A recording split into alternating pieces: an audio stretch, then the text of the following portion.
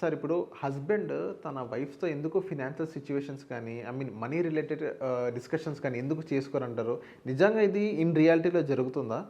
ఒకటి ఏంటంటే మీ దగ్గర చాలామంది క్లయింట్స్ వస్తారు. సో నిజంగా ఇప్పుడు నేను అడిగిన క్వశ్చన్ నిజంగా అలా అక్కడ ఉందా, కనిపించిందా మీకు? సో బేసిక్గా యూజువల్లీ ఉండేటువంటి పరిస్థితులు ఎట్లుంటాయనంటే ఉమెన్కి ఫైనాన్షియల్ నాలెడ్జ్ అనేది కంపారిటివ్లీ తక్కువగా ఉండుండేది, ఇప్పటికీ స్టిల్ కొంత ఉంది. ఓకే. సో దీన్ని ఒక కేస్ స్టడీ తోటి చెప్తాను. రీసెంట్గా ఒక సోషల్ ఎక్స్పెరిమెంట్ చేశారు. గూగుల్లో కొట్టినా మేబీ యూట్యూబ్లో కొట్టినా దొరుకుతుంది అది. మెన్ ఉమెన్ ఆల్టర్నేటివ్గా ఒకటే స్ట్రైట్లలో నుంచోబెడతారు. సో అవతల ఒకళ్ళు నుంచొని ఫైనాన్స్ రిలేటెడ్ క్వశ్చన్స్ అడుగుతూ ఉంటారు.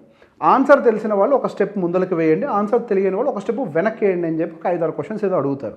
సో 5-6 క్వశ్చన్స్ కంప్లీట్ అయిన తర్వాత ఎవరైతే ముందున్నారో వాళ్ళందరినీ ఒకసారి వెనక్కి తిరిగి చూడమంటారు. వెనక్కి తిరిగి చూసినప్పుడు వెనకాల లైన్లో మొత్తం కూడా ఉమెనే ఉన్నారు.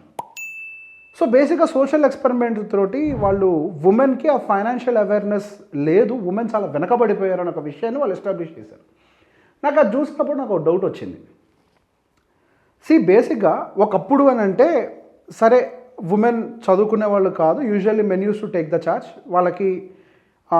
వాళ్ళు బయటికి వెళ్ళడానికి అవకాశాలు లేవు.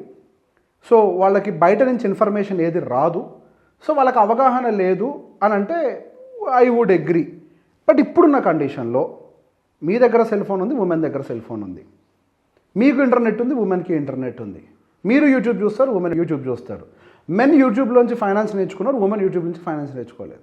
You got the point? Finance is not thought in the family. ఫ్యామిలీలో టీచ్ చేసింది కాదు, ఫైనాన్స్ స్కూల్లో టీచ్ చేయలేదు.